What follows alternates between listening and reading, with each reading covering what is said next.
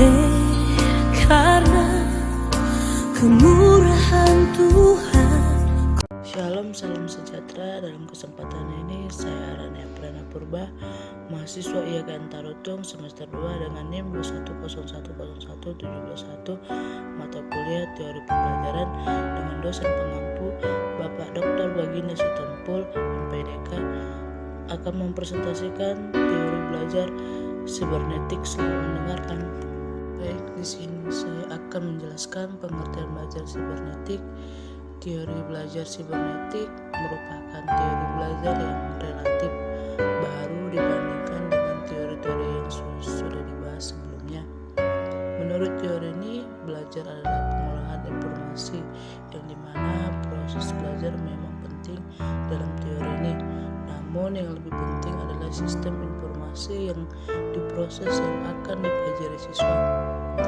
Atau asumsi lainnya adalah bahwa tidak ada suatu proses belajar pun yang ideal untuk segala situasi dan yang cocok untuk semua siswa, sebab karena belajar sangat ditentukan oleh sistem informasi.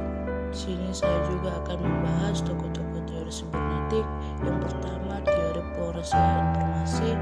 Pada teori ini, komponen persamaan informasi dibagi menjadi 3 berdasarkan perbedaan, yaitu fungsi, kapasitas, bentuk informasi, serta proses terjadinya. Ketiga komponen itu adalah sensori kriptor, yang dimana SR merupakan sel tempat pertama kali informasi diterima dari luar. Kedua, working memory, yang dimana WM diasumsikan mampu menangkap informasi yang diberi perhatian oleh individu, yang dimana juga ada memiliki karakteristik. WM adalah 1. Memiliki kapasitas yang terbatas kurang dari 7 lot, atau informasi yang dapat hanya mampu bertahan kurang lebih 15 detik apabila tanpa adanya upaya pengulangan.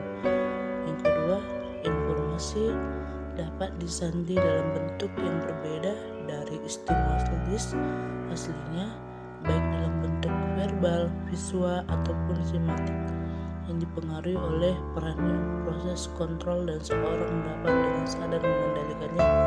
Yang ketiga, long term memory, yang dimana LTM diasumsikan 1. Memberi semua pengetahuan yang telah dimiliki oleh individu. 2. Mempunyai kapasitas tidak terbatas. Ketiga, sekali informasi disampaikan di dalam LTM, ia tidak akan pernah terhapus atau hilang. Persoalan atau lupa hanya disebabkan oleh kesulitan atau kegagalan munculnya kembali informasi yang diperlukan. Yang kedua, menurut teori belajar Landa.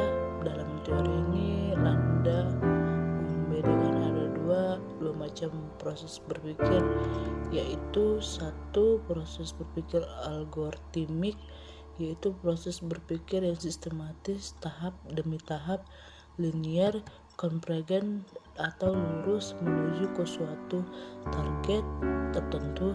Yang kedua, proses berpikir heuristik, yaitu cara berpikir divergen yang menuju ke beberapa target tujuan sekaligus.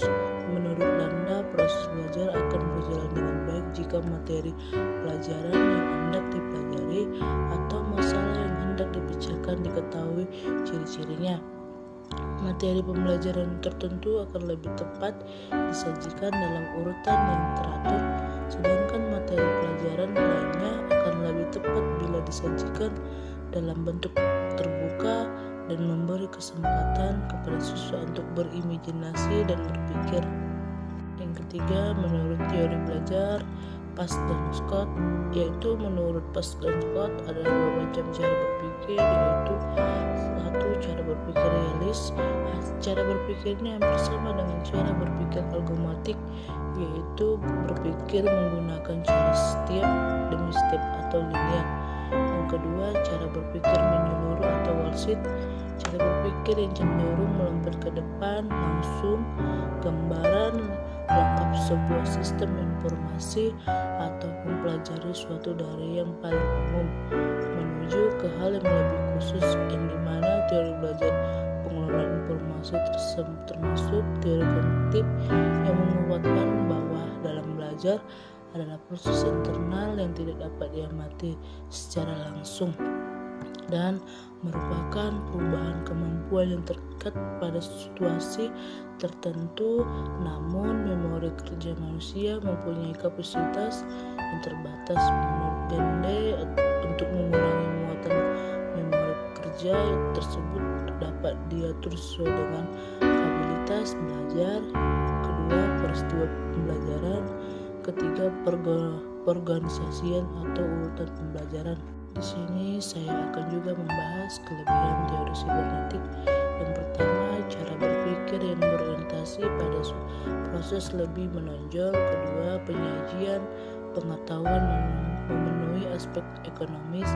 Yang ketiga, kapabilitas belajar dapat disajikan lebih lengkap. Yang keempat, adanya keterapan seluruh kegiatan kepada tujuan yang ingin dicapai. Yang kelima, adanya transfer belajar pada lingkungan kehidupan yang sesuai sesungguhnya. Di sini saya akan membahas kelemahan teori sibernetik. Teori ini dikritik karena lebih menekankan pada sistem informasi yang dipelajari dan kurang memperhatikan bagaimana proses belajar. Salah satunya persoalan paling penting dalam aplikasi teori pembelajaran adalah rangkaian pembelajaran. Di sini saya juga akan membahas implikasi yang dimana pembelajaran merupakan suatu upaya yang dilakukan oleh seorang guru atau pendidik untuk membelajarkan siswa yang belajar.